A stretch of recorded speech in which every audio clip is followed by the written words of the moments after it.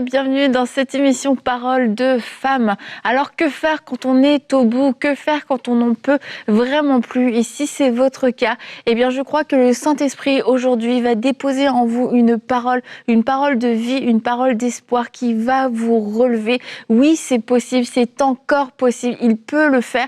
Et peut-être que ce matin, vous avez fait cette prière, Seigneur, j'en peux plus, je suis au bout. Alors c'est maintenant, c'est aujourd'hui, ou parce que sinon je n'arriverai pas à tenir. Et je vous garantis que le Seigneur va vous donner la force. Peut-être ce sera pour cette journée, peut-être ce sera pour la semaine, peut-être ce sera pour le mois, mais il va vous donner la force dont vous avez besoin pour continuer d'avancer et ne pas abandonner, ne pas lâcher, parce qu'il y a un espoir, il y a une solution. Dieu est encore sur son trône et comme on l'a dit hier, il ne vous a pas oublié et il ne vous a pas abandonné non plus.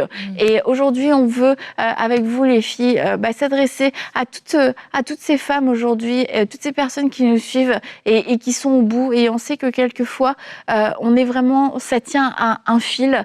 Pas forcément qu'on a envie de mettre fin à ces jours, même si ça peut être le cas aussi parfois, mais on a envie juste d'abandonner le combat, abandonner cette prière pour notre couple et puis se dire ok, c'est terminé. Là aujourd'hui, je prends la décision, je divorce ou je pars. Là c'est trop difficile, j'abandonne ce combat pour mon enfant qui s'est éloigné du Seigneur, cet enfant qui est devenu rebelle, je le laisse et puis tant pis. Et pour tout un tas d'épreuves dans notre vie, on se dit c'est bon, j'en ai marre d'essayer de croire, d'essayer de prier, je vais juste arrêter, Seigneur, on va juste se séparer, toi et moi. Et quelquefois ça tient à un fil et il suffit qu'une seule parole de Dieu et on va être relevé de l'intérieur, fortifié de l'intérieur. On va se dire non, ok, encore un jour de plus, je peux le faire. Non, encore une saison, je vais tenir parce que j'ai reçu cette parole dans mon cœur. Amen. La Bible dit dans 2 Pierre 2 au verset 9, le Seigneur sait délivrer de l'épreuve l'homme pieux et réserver les injustes pour être punis au jour du jugement. Donc là, c'est la première partie du verset qui m'intéresse. Le Seigneur sait délivrer de l'épreuve l'homme pieux. Qu'on dit que Dieu sait, ça veut dire que ça fait partie de son savoir-faire. Ça veut dire que Dieu n'est pas un amateur dans le domaine, il n'est pas surpris par l'épreuve. Et c'est important de se dire que Dieu, il est là. Moi, j'ai souvent ce verset aussi à cœur qui dit qu'il n'y a aucune tentation ou épreuve dans d'autres versions qui n'a été surhumain. Donc, ça veut dire que quand on est confronté à quelque chose, Dieu sait en fait qu'on a l'énergie, on a la force pour pouvoir affronter cette chose-là. Et la Bible dit aussi que Dieu, il nous donne le moyen d'en sortir. Donc, c'est important de se dire que oui, peut-être ça peut être trop dur, ça peut être comme inimaginable et tout, c'est gros, mais Dieu, ça fait partie de son savoir-faire que de nous délivrer. Ça fait partie de son savoir-faire que de frayer le chemin pour nous. On a vu hier que voilà, devant la mer, il y avait plus de chemin en fait. On aurait pu penser que Dieu avait oublié. Comme là, vous pouvez penser que mais c'est trop tard en fait. Mais oui, devant cette mer, Dieu a frayé le chemin. Et devant cette situation, c'est important de se dire, il n'est jamais trop tard. Dieu peut frayer un chemin encore dans cette situation-là et de vivre avec cette parole-là. Parce que quand on est découragé, qu'on veut abandonner, mais il faut pouvoir se rappeler de Dieu, en fait, et de savoir que, mais en fait, le peuple, il était là, il n'y avait pas d'autre issue. Devant eux, ils étaient assaillis par les Égyptiens qui étaient derrière eux, mais Dieu a quand même frayé le chemin et les Égyptiens sont tombés ce jour-là.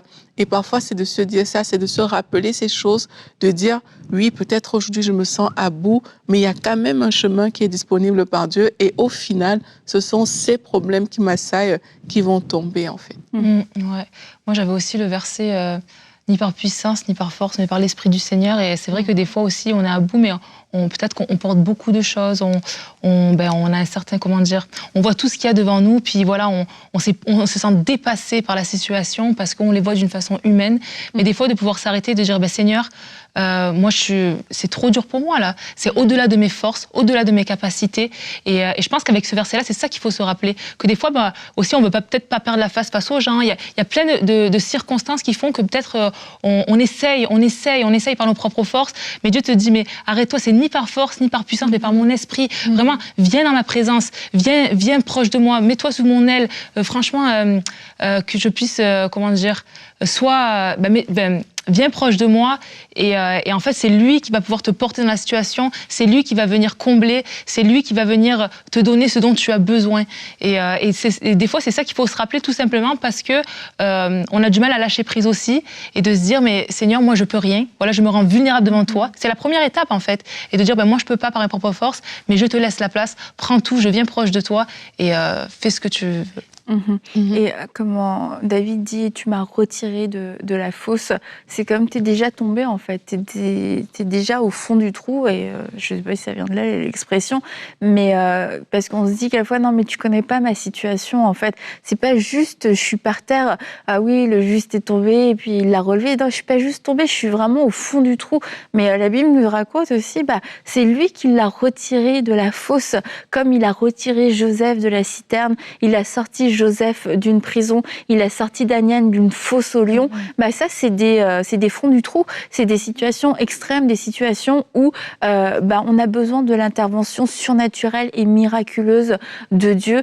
Et la seule chose, en fait, je pense que, et le point commun que toutes ces personnes ont, c'est de ne pas avoir abandonné, de ne pas avoir lâché. Et en fait, moi, ce que je dis souvent, ça semble pas encourageant au premier abord, je vous préviens. Mais c'est que quelquefois, tu as envie d'abandonner parce que tu es fatigué.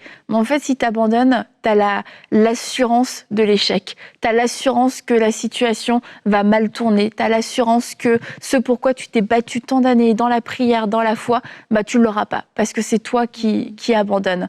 Donc, est-ce que le prix à payer de continuer, est-ce qu'il est vraiment beaucoup plus fort, plus dur à payer que le prix à payer du fait de te dire « je renonce ».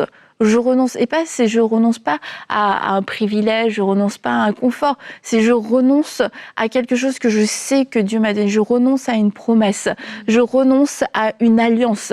Comme je parlais par exemple tout à l'heure du mariage, ça veut dire je renonce à mon couple, je renonce à croire que Dieu est capable d'agir dans mon couple. Aujourd'hui, je renonce à ça et je crois que le divorce est ma solution. Je crois que le divorce, c'est ma porte de sortie. Et le problème, c'est que quand on commence à contempler ces options-là, ces options deviennent de plus en plus alléchantes, ces options deviennent de plus en plus accessibles et elles sont des occasions de pouvoir mettre un terme, là, immédiat à la souffrance. Et c'est pour ça qu'on a cette tendance à vouloir y aller, parce que c'est difficile, c'est vrai, et on se dit, mais qu'est-ce qui pourrait arrêter ma souffrance? Qu'est-ce qui pourrait faire que ça irait mieux?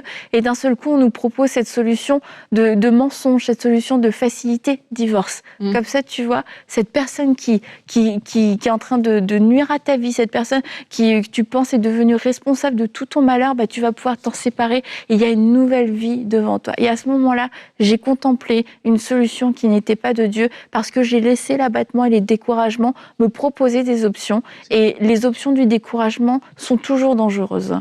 C'est ça, c'est aussi pour ça que c'est important d'avoir une parole de Dieu. Parce que quand tu n'as pas la parole de Dieu, mais c'est là où la parole du découragement va venir jouer à l'intérieur de toi. Et il y a cette histoire qu'on voit dans la parole de Dieu. Je pense que c'est dans Samuel, mais je me rappelle pas du verset. Mais en gros, c'est quand David et le peuple, ils sont dans une ville qui s'appelle Tiglag, et que là, on vient piller toute la ville, et puis on emporte leurs femmes, on amène tout le monde. Et la Bible dit que là, ils élevèrent la voix et pleurèrent jusqu'à ce qu'ils n'eussent plus la force de pleurer. Donc ça veut dire qu'ils étaient à bout là, ils ont pleuré, il y avait plus, jusqu'à la force même est partie. Et là, quand on avait pris les femmes de David aussi, et on dit David fut dans une grande angoisse. Ça veut dire que pareil, c'était très difficile ce qu'il était en train de vivre, car le peuple parlait de le lapider parce que tous avaient de l'amertume dans l'âme. Et il y a quelque chose que David a fait. La Bible dit David reprit courage. Et là, on est en train de parler des gens qui sont peut-être au bout. C'est qu'il y a un moment, oui, il faut pleurer, comme Laure, tu disais. Il y a un moment, il faut épancher son cœur devant le Seigneur.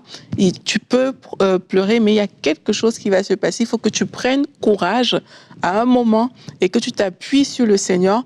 Et là, David a posé une question à Dieu. Il a demandé à Dieu, est-ce qu'il va aller attaquer cette troupe-là? Et l'Éternel lui a répondu, poursuis car tu atteindras et tu délivreras. Donc, lorsqu'on se sent à bout, mais il y a ce temps-là où on épanche son cœur. Oui, c'est le temps de pleurer. On n'est pas des robots. C'est un temps où tu te déverses. Mais aussi, il faut savoir reprendre courage pour pouvoir se placer aussi devant Dieu pour entendre la parole qui va te permettre d'agir à ce moment-là. Et quand tu vas entendre cette parole, eh ben, il faut passer à l'action. Parce que quelquefois, ben, on est à bout, on est dépassé par les événements, mais on se laisse trop dépasser par les événements. C'est là où, comme tu as dit, Annabelle, il y a des voix qui viennent parler, mais ces voix-là ont pour but de te décourager. Il y a même des situations comme ça qui ont pour but de vraiment d'en finir avec toi, quoi. Et il y a tout ça qui va arriver, mais il y a un temps où il faut pas laisser ces choses s'installer, il faut reprendre courage, aller rechercher sa force en Dieu et désirer une parole de Dieu qui va faire la différence. Et quand tu auras cette parole de Dieu, là, il y a des actions qu'il va falloir poser. Même si hier, tu le faisais, tu dois encore le faire. Quand Jésus il dit, ben, jette le filet, Pierre, il avait essayé toute la nuit. Tu vois, il aurait pu dire, hey, on a rien de nouveau, merci.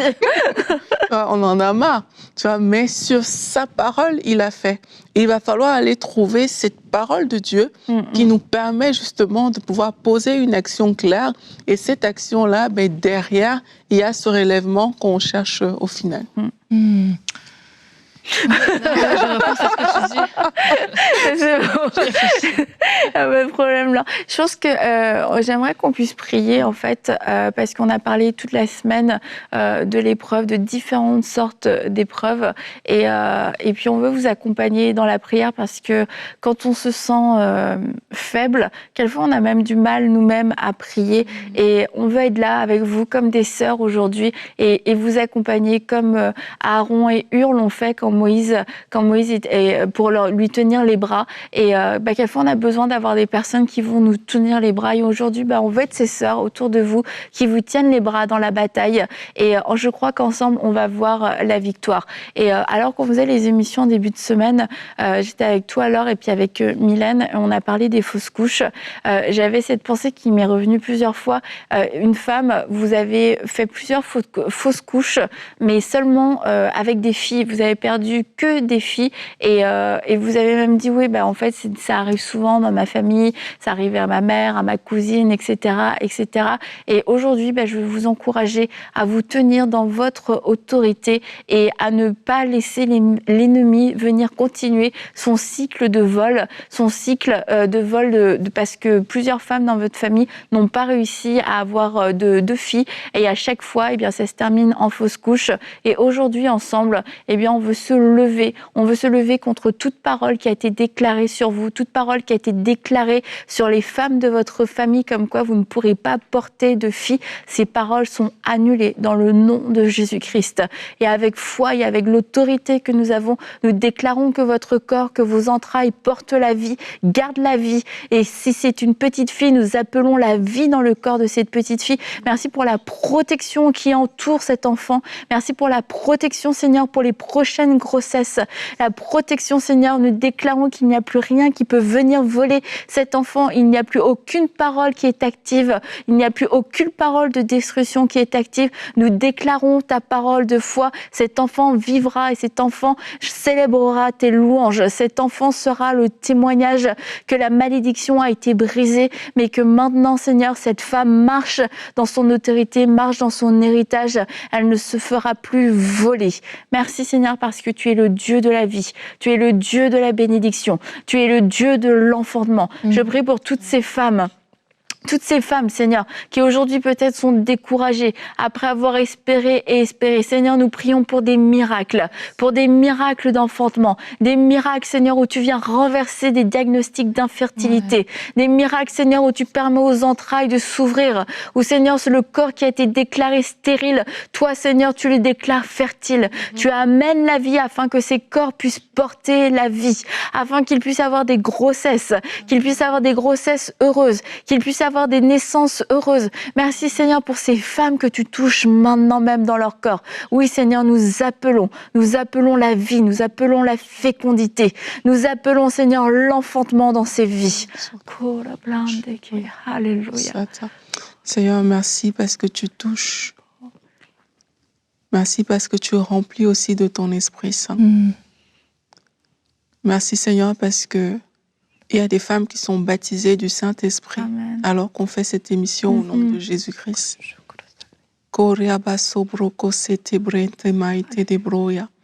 Seigneur, merci parce que tu remplis. Tu remplis.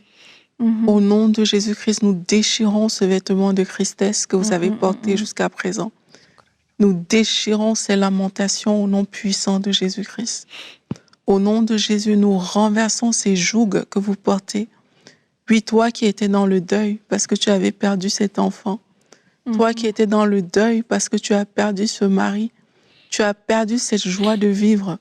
Au nom de Jésus-Christ, nous déchirons ce vêtement de tristesse. Oui. Nous le déchirons et nous proclamons la joie de Dieu. Alors que tu es rempli du Saint-Esprit, oui, une joie nouvelle vient t'habiter maintenant. Il y a des personnes qui rient alors que ça faisait des années, des mois, vous n'arriviez plus à rire. Il y a des personnes, votre cœur se débloque au nom de Jésus-Christ. C'est comme il y a quelque chose qui se passe, il y a un déblocage divin qui s'opère maintenant au nom de Jésus-Christ. Il y a des personnes, c'est comme s'il y a quelque chose qui était coincé à l'intérieur, mais cette chose se décoince au nom de Jésus-Christ. Seigneur, par ta puissance, nous renversons les murailles qui se sont formées dans les cœurs, les murailles de tristesse, les murailles de questionnement qui se sont érigées. Nous venons les renverser par l'autorité du nom de Jésus-Christ. Nous brisons ces choses et nous proclamons la vie de Dieu comme Annabelle a prié, la vie de Dieu dans ses corps, la vie de Dieu dans cette âme. Je veux prier pour vous tous qui avez des problèmes émotionnels et qui vous souffrez à l'intérieur de votre âme, que la vie de Dieu puisse remplir votre âme maintenant au nom de Jésus-Christ, que la vie de Dieu vous anime, que la vie de Dieu vous habite. Et alors que je prie, il y a des personnes, vous devez offrir un sacrifice d'action de grâce. Il y a des personnes, vous devez ouvrir votre bouche pour bénir le Seigneur. Pendant trop longtemps, votre bouche a été ouverte pour dire ce qui ne va pas, pour dire les problèmes. Mais aujourd'hui, vous devez ouvrir votre bouche pour dire à Dieu, Seigneur, merci. Merci parce que tu me revêts d'un vêtement de louange. Merci Seigneur pour cette chose que tu as fait dans ma vie. Citer ces choses de façon spécifique. Merci Seigneur, parce que tout au long de ces années, tu m'as gardé, tu m'as protégé, tu as été avec moi. Aujourd'hui, les choses ne sont peut-être pas roses dans ma vie, mais toi Seigneur, tu as été fidèle.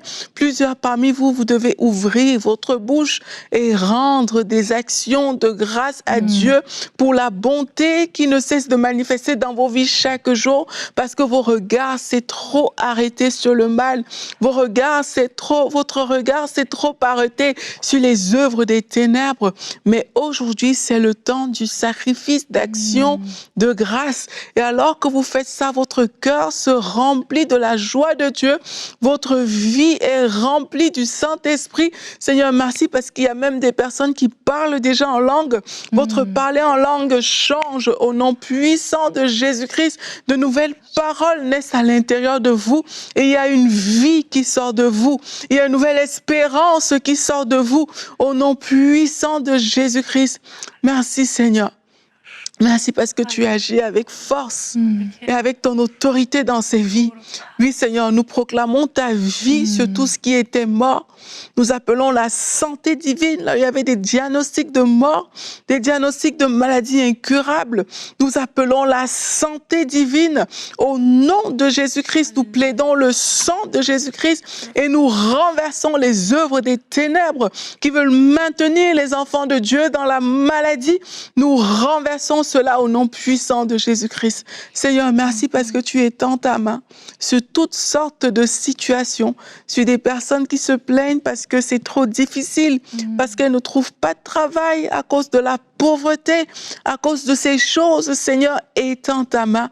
Nous appelons la vie de Dieu, que les portes s'ouvrent au nom de Jésus-Christ et que la vie de Dieu soit votre partage. Au nom de Jésus-Christ. Amen. Et je vois comme un bateau qui est ballotté dans tous les sens et tu te sens comme ce bateau. Tu as l'impression que la tempête n'arrête jamais. Et le Seigneur t'encourage à être ferme, à ne pas douter, à ne pas être comme ces flots et à ne pas être partagé constamment dans ton cœur, à ne pas être instable dans toutes tes voies parce qu'en fait, tu doutes. Et c'est le doute qui amène cette instabilité, c'est le doute qui amène le découragement, c'est le doute qui amène tout ce mouvement dans ta vie, qui amène tous ces bouleversements dans ta vie. Et le Seigneur t'encourage à être ferme, à croire en lui, à lui faire confiance, à reprendre le contrôle de ce bateau, parce que tu n'es pas obligé de subir tous les flots, tu n'es pas obligé de subir, tu peux reprendre le contrôle en ayant foi dans la parole qu'il t'a donnée. Renonce au doute, renonce à te laisser balloter par les circonstances, renonce et marche dans la foi et tu vas voir que ta vie va trouver une nouvelle stabilité, que là où tu voyais qu'il y avait des tempêtes, finalement tu vas triompher d'elles par la foi et tu vas trouver du repos dans la foi parce que ça va se calmer autour de toi, parce que tu vas prendre des décisions qui sont sages, parce que tu ne te laisseras plus submerger par les émotions, tu ne te laisseras plus submerger par les circonstances. Fais-lui confiance. Alléluia. Je veux vous encourager aussi à suivre, à écouter des témoignages des personnes qui sont passées par des situations similaires à la vôtre. Et je crois qu'alors que vous écoutez ces témoignages-là, il y a aussi cet élan de foi qui va germer à l'intérieur de vous et vous saurez que c'est possible. Il y a des personnes qui ont peut-être attendu plus longtemps que vous, mais le Seigneur les a rencontrés, le Seigneur les a visités et vous saurez que Dieu n'est jamais en retard. Dieu fait sa part et alors qu'on se positionne dans la foi, il est fidèle, il est juste, il est bon et il y a cette chose qu'il va vous demander de faire. Posez cette action, car je crois aussi qu'en écoutant cette émission et pendant le temps de prière, il y a des personnes, vous avez reçu peut-être des paroles, et si vous ne les avez pas encore reçues, elles viendront. Peut-être aujourd'hui, peut-être quand vous dormez, ces paroles arriveront, mais acceptez de poser cette action que le Seigneur va vous mettre à cœur de faire. Acceptez de reprendre courage là où vous vous semblez découragé et d'accomplir la chose que le Seigneur va vous demander de faire. Et vous verrez que alors que vous êtes sur ce chemin, il y a la vie, il y a les grâces, il y a tellement de bonnes choses que le Seigneur va amener. Et quand vous allez regarder en arrière plus tard, vous direz, ah, mais Dieu a été fidèle. Dieu est bon. Et aussi, Annabelle, si je peux continuer, c'est bien, comme Annabelle a dit, aujourd'hui, on veut être des amis pour vous, des personnes qui sont là, qui prient avec vous, mais c'est important aussi qu'on se sente découragé, d'être entouré par des personnes qui sont peut-être plus proches. Donc, dans votre entourage aussi, continuez à prier avec des personnes en qui vous avez confiance, à qui vous pouvez partager les peines de votre cœur. La Bible parle de l'accord et la Bible dit que si deux s'accordent pour demander quelque chose à Dieu, cette chose leur sera donnée. Donc, accordez-vous avec une personne dans votre entourage ou deux et juste ouvrez vos cœurs. Parfois, lorsqu'on parle aussi tout simplement, il y a des guérisons qui sont en train de se mettre en place. Il y a même une foi qui germe parce que vous avez trouvé la bonne personne à qui parler de ces choses. Et alors que vous priez ensemble, le Seigneur consolide également plein d'autres choses dans votre vie. Et aussi, Annabelle, je continue. Vous pouvez aussi choisir, quand vous vous sentez à bout, de tout simplement faire des choses que vous avez à cœur, mais qui vous font du bien. Ça aussi, c'est quelque chose d'important. Je le dis parce que moi-même, j'ai été dans des situations comme ça, où je me sentais à bout, et j'ai reçu des bons conseils des personnes de mon entourage. Et l'un des conseils que j'avais reçus, c'était justement celui-là. C'est, OK, au lieu peut-être de rester enfermé chez toi à la maison en train de prier, va proche du lac qui est dans ta ville et prie là-bas, marche, fais des choses que peut-être tu n'as pas l'habitude de faire, mais qui vont t'apporter du bien, qui vont te procurer des bonnes sensations. Et tu vas voir qu'alors que tu sors de cet environnement, peut-être l'atmosphère chez vous est une atmosphère où vous ressentez ces choses qui vous mettent à bout, mais alors que vous allez sortir de cette atmosphère-là, vous allez vous ouvrir à autre chose, vous allez commencer à faire des choses qui vous tiennent à cœur, mais qui sont de bonnes choses, mais vous allez voir que l'atmosphère va se dégager, la joie va venir, le rire va arriver et vous allez voir que l'atmosphère que vous avez laissée derrière vous, mais ne relève que du passé. Et aussi, quand on priait, je voyais comme ces grandes tiges qui sortaient de la bouche, en fait. Et la Bible nous dit que la bouche parle de l'abondance du cœur. Et le fait d'avoir laissé ces choses-là, ces racines, des racines de découragement, des racines d'amertume aussi, eh bien, c'est des choses qui sont directement reliées à votre bouche. Et maintenant, de l'abondance de votre cœur, vous parlez. Vous parlez le découragement, vous parlez la défaite, vous parlez l'échec, vous parlez... Il n'y a pas d'avenir, c'est fichu, moi je m'en sortirai jamais. Et en fait, le Seigneur vous encourage à arracher ces racines, à vous en défaire. Et ça va purifier votre cœur, mais du coup, ça va aussi purifier votre bouche.